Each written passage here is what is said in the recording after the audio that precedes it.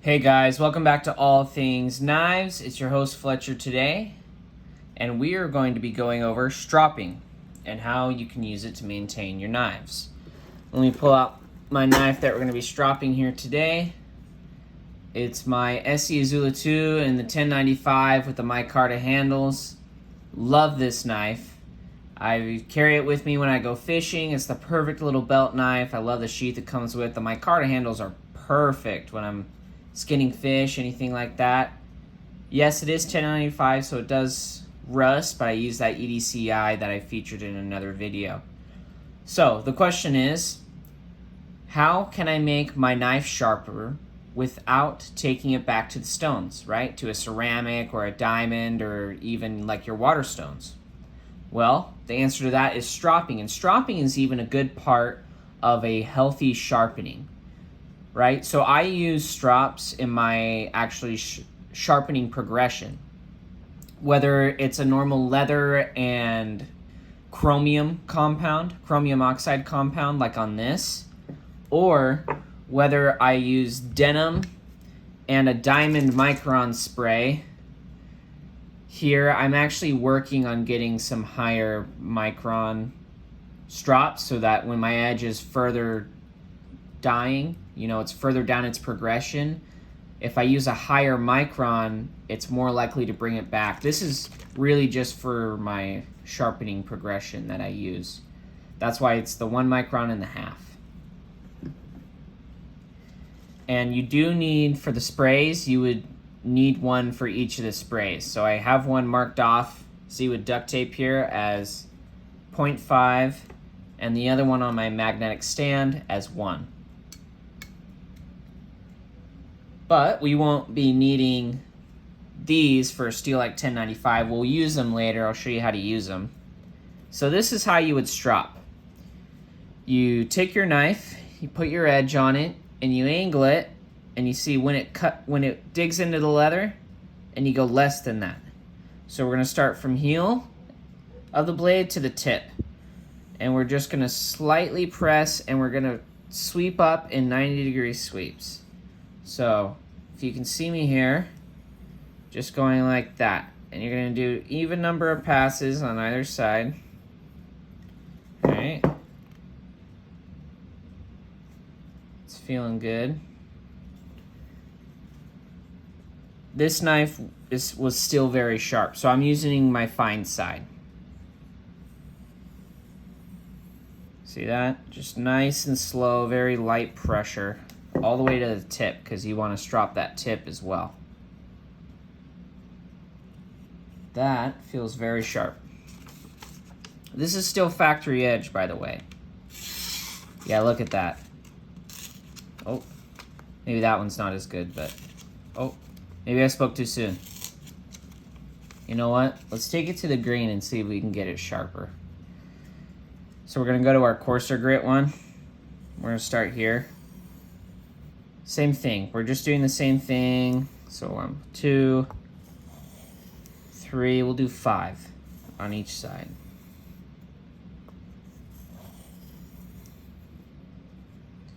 All right, and I like to switch hands just because I'm ambidextrous, but so I go like this. I know I'm weird like that. My hands work the same, but I find I get pretty good results. And you see how I'm doing 90 degrees on that tip there? It's because on a drop point like this, you want it like that. All right, so I'm feeling for a burr like you do when you sharpen. All right, I think I need to do one more right here.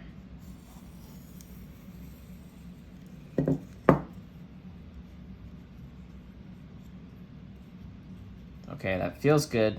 Looks good. Let's move on to the white, which is the fine. So with a strop on something like this, you'd put your coarser grit on your rough side, and then on your fine side, your smooth side of the leather, you would put your higher grit. And so that's what I did here. So we're going to do 5 on each side.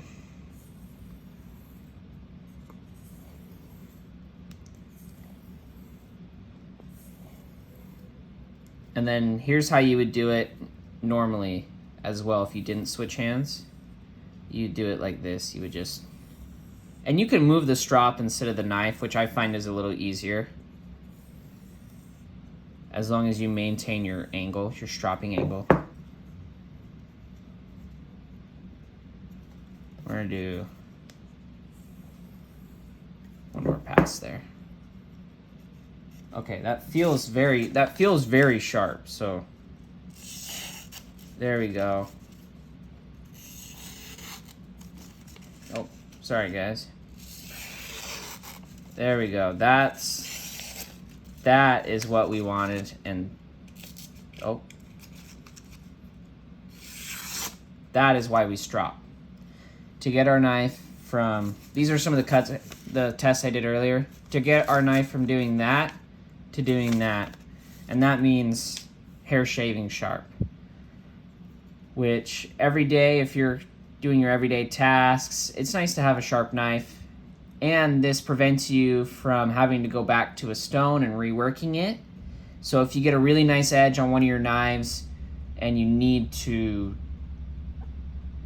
you know, hone it up or anything like that, try strop first. Try a strop, see if you can get it to go, and then I would do the stone, because many steels you can actually strop back to at least 2 times before you need to take it back to a stone. And it's especially easier on steels like this, but your particle metallurgy steels on a strop like the denim ones I showed you earlier, some of those, like XHP, can be stropped back many times. I know S30V can be stropped back around 3 times before you got to take it back to the stone.